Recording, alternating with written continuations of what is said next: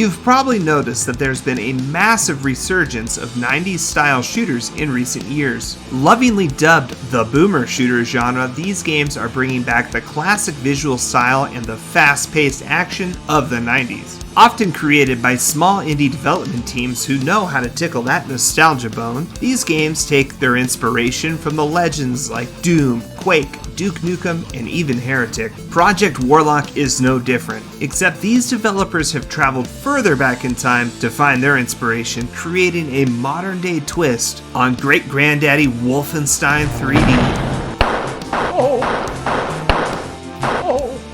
Released in 2018 by Buckshot Software and published by Retrovibe, Project Warlock stays true to the simplicity of a straightforward 90s plotline. You play as a mysterious warlock, a solitary hero armed with guns, magic, and the desire to purge demons, monsters, robots, and other nefarious creatures from one world to the next. But don't be fooled by the plot's simplicity. This game offers a challenging experience with fantastically crisp pixel art and fast-paced gameplay through 60 maze-like levels. These levels are reminiscent of Wolfenstein 3D, or dare I say even Catacombs 3D.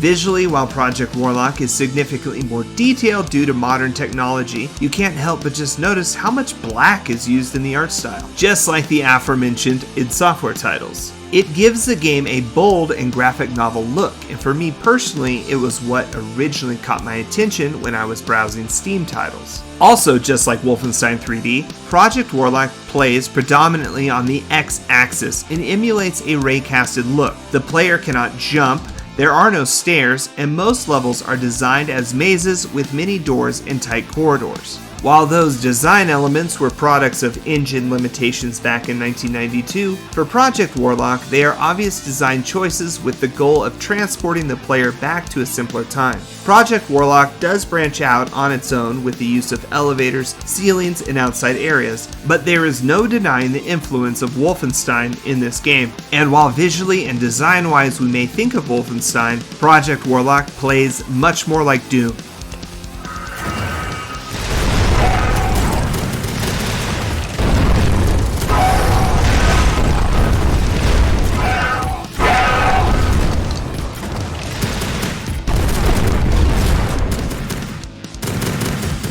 With no jump ability, the Warlock is all about fast movement, circle strafing, and using an ungodly amount of weapons to punish hordes of enemies. I could make an entirely separate video covering all of Project Warlock's just shy of 40 weapons and 8 spells, but instead of doing that, we will just talk about the basics instead of spoiling all the goodies this game has in store for you.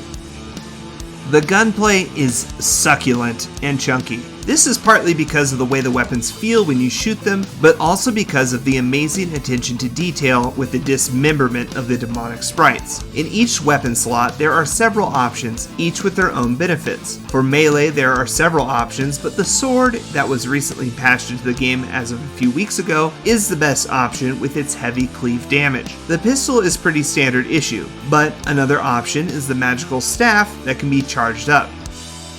There are machine guns, a chain gun, a shotgun, and a standard issue rocket launcher. The super shotgun is ripped straight out of Doom, and it does exactly what a tried and true super shotgun is expected to do. There are also upgrade paths for each weapon, but we will talk about that in a moment. Good gunplay will only get a game so far, as it needs solid level design to make encounters fun and interesting. Project Warlock does an alright job by switching it up between tight and cramped corridors while key hunting to open areas where long-range weapons will finally serve a better purpose. I did feel like the early levels in the game suffered from too much maze-like repetition. Later design choices like skyboxes and outside areas were added, and I felt like the game would have benefited from this in the first few levels. It was not a deal breaker for me, but I'd be lying if I said I did not get a little bored in the first world. Project Warlock is also littered with secrets and Easter eggs. Just like in Doom 2, where you can find id Software's once main hero Commander Keen hanging from a rope, in Project Warlock you can find a host of classic FPS heroes dead and gone. Another Easter egg I found while playing was the recreation of the Slipgate complex from Quake. This map not only has an almost identical layout, it also happens to have a soundtrack named Quack, a funny nod to its predecessor.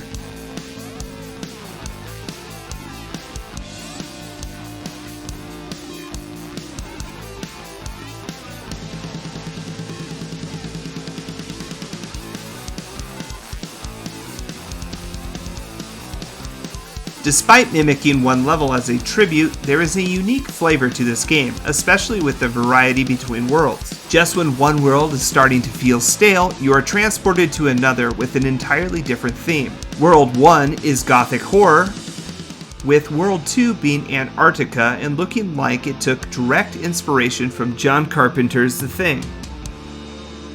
World 3 is Egypt, World 4 is Giant Mech Anime World, and World 5 is Hell, a hell that Doomslayer would be proud to slay in. Each world has its own cast of enemies, which helps keep things fresh. And the enemy designs are pretty awesome.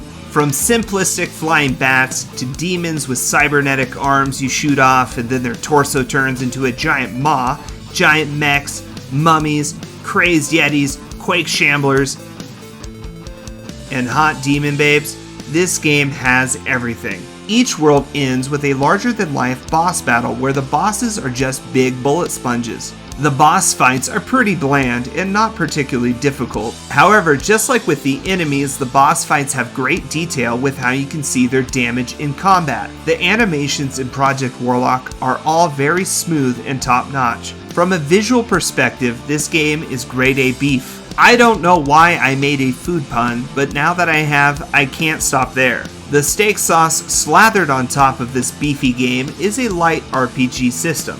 The game is only saved after completing a series of levels and the player is transported back to the Warlock's secret lair. In this lair, he can use the experience he got from killing enemies and collecting treasure to level up weapons, spells, and passive abilities. To be totally transparent, I did not enjoy this aspect of the game. I felt the system slowed the game down and added unnecessary elements into what is a great throwback shooter. I understand how this system is potentially the developer adding their own modern spin on the classic FPS genre, but for me it was an unnecessary one. I found the upgrade system tedious and time-consuming. With such a fast-paced and great game, I just wanted to shoot things and not worry about reading through passive upgrade abilities. I also did not like how weapon upgrades were handled. Each weapon, for example, had 2 upgrade options.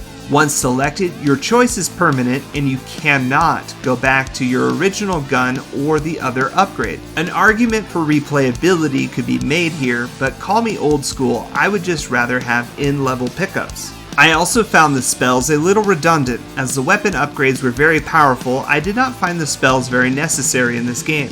In fact, I can't speak to them much because I hardly use them. With all the weapon upgrades, spells, and some of the passive abilities, the late game was far too easy as I had become a mega beast. Like something out of an arcade game, in Project Warlock you have lives you pick up in the levels, but by the end of the game I was hardly, if ever, losing lives. Apparently, if you lose all your lives, you have to start the game over from the beginning, but that never happened to me. Truthfully, I feel like the game needed a power curve adjustment for a more balanced and rewarding experience. But hey, if you like playing with God mode in your games, then you will be right at home late game in Project Warlock.